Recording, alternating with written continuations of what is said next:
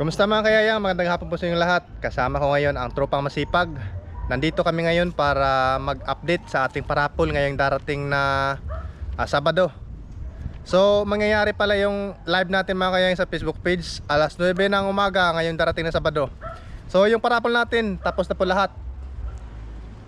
Bali 12 piraso na pana yung pamimigay na natin.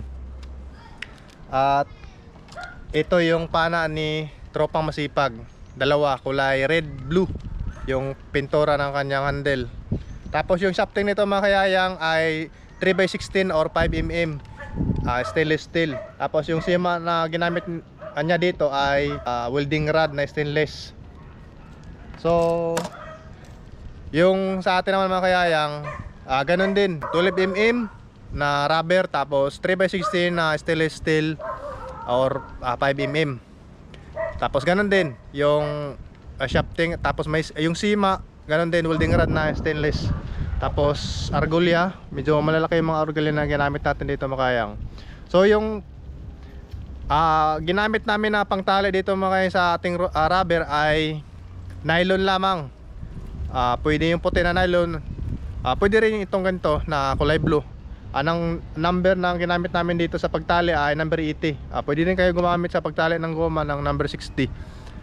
Pero kailangan yung dito sa argolya ay kailangan nyo ng gumamit ng number 80 na nylon o kaya 100, number 100. So ito mga kayayang, yung disenyo ng mga trigger namin mga kayayang ganito lang. Tapos kung napapansin nyo, merong nakauslit na sa pin nya. Dinisenyo talaga namin ito kasi pag napudpud yung dito nya, dito nari yun, pukpukin nyo lang dito paangat, pataas, tapos putulin gamit yung sander o yung grinder.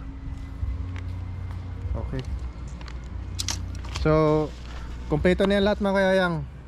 At nandito na rin yung mga nakalista na entry ninyo lahat sa YouTube. Pero sa YouTube pa lang ito mga kayayang, meron pa tayong idadagdag dyan na entry galing sa Facebook page. Ano? So yun, good luck sa lahat at see you sa Saturday. Kasama ko dun sa pagla-live natin si tropang masipag. Siyempre kailangan nandun din siya. So yun, God bless and see you on my next video.